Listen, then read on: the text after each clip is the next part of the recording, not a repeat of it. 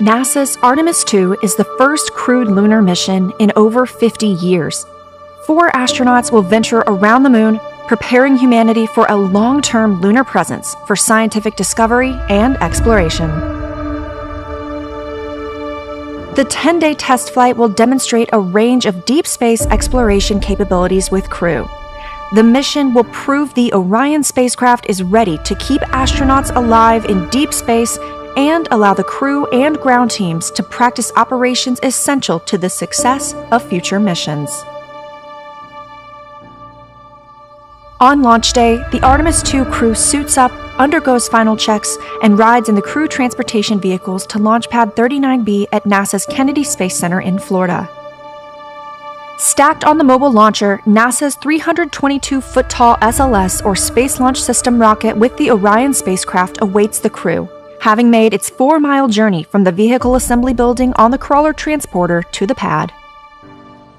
The launch team fills the SLS propellant tanks with over 700,000 gallons of liquid oxygen and liquid hydrogen and verifies guidance, communications, and avionics. At 12 seconds before liftoff, the hydrogen burn-off igniters fire. About 6 seconds later, the rocket's 4 RS-25 engines ignite. When the countdown reaches 0, the umbilicals retract, giving SLS and the crew in Orion the clearance to begin the journey. The 6 million-pound moon rocket produces 8.8 million pounds of thrust to accelerate towards space. 75% of this power comes from the 2 17-story solid rocket boosters, each producing 3.6 million pounds of thrust.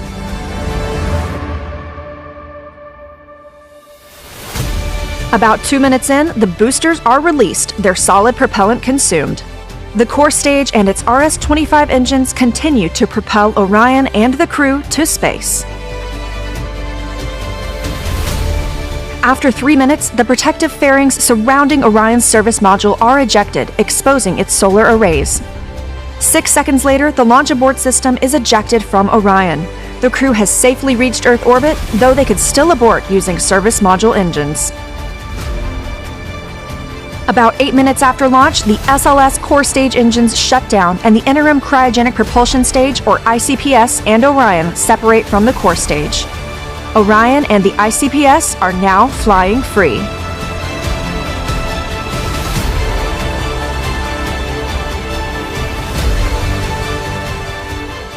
Orion's 4 solar arrays deploy, powering the spacecraft and charging its batteries for when it moves out of direct sunlight during the journey to the moon and back.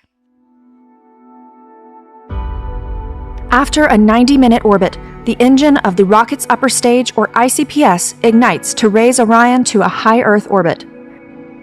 The Artemis II crew and Mission Control in Houston then begin a nearly 24-hour systems check while the astronauts are still relatively close to Earth, familiarizing themselves with their new home for the next several days.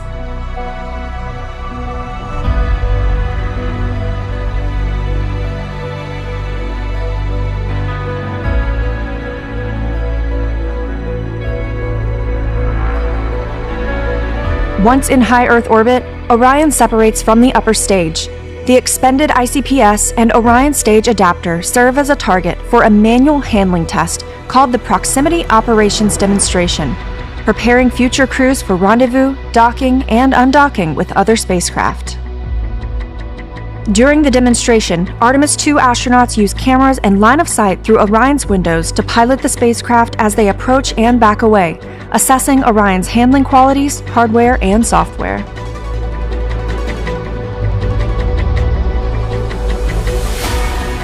Following the demonstration, spacecraft data is collected to verify system performance, such as life support, communications, and navigation, ensuring Orion and the crew are ready for the voyage ahead.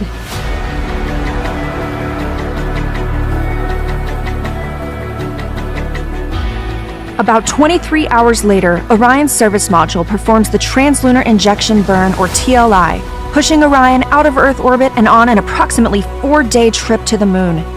Ultimately, the crew's figure-8 flight path extends more than 230,000 miles from Earth. During the trip, the astronauts continue to evaluate the spacecraft systems and practice emergency procedures like testing the radiation shelter. The Artemis II crew travels about 4,600 miles beyond the moon, becoming the first humans to lay eyes on the lunar far side in over 50 years. Their observations will help us prepare for future missions at the moon. During this period, there will be an anticipated communication blackout between Mission Control and the spacecraft. As the crew returns from the far side of the moon, Orion is drawn home by Earth's gravity in a free return trajectory, ensuring a fuel-efficient 4-day trip.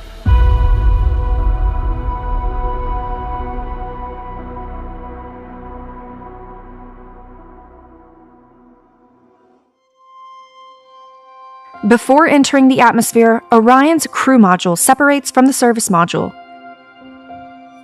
12 thrusters ensure Orion is properly oriented at an altitude of about 75 miles from Earth's surface.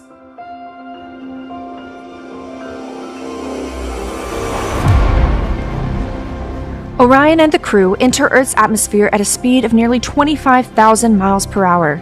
Decelerating at a rate up to 4 times the force of gravity, the crew will feel 4 times heavier than they do on Earth.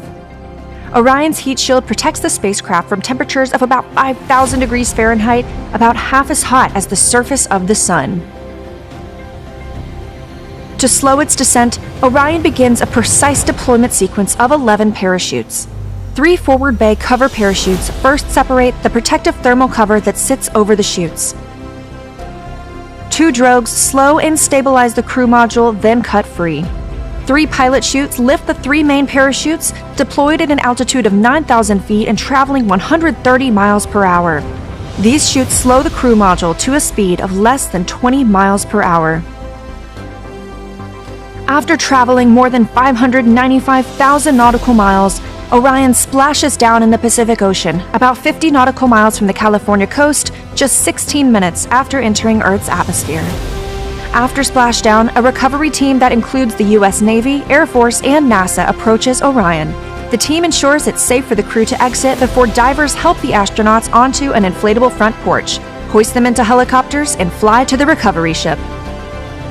Orion is towed into the ship for its return to Kennedy Space Center. Their mission complete, the crew is flown back to land and step on solid ground for the first time in 10 days.